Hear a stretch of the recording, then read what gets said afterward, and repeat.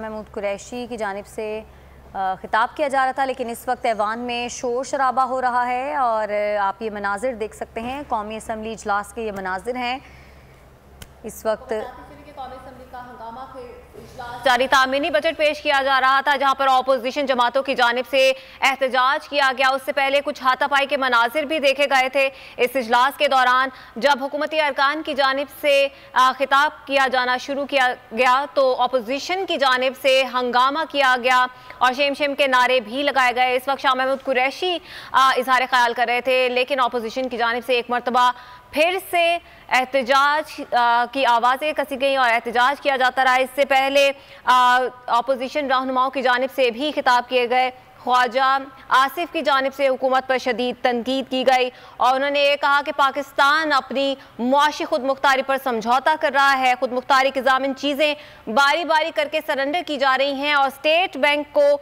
जो उसका कंट्रोल है उसको IMF को दिया जा रहा है। उसके बाद असद उमर की जानिब से भी ख्वाजा आसिफ की इस तकरीर का जवाब दिया गया और कहा कि एक्सपायर्ड लीडरों की तकरीर सुनना हम पर लाजिम नहीं है।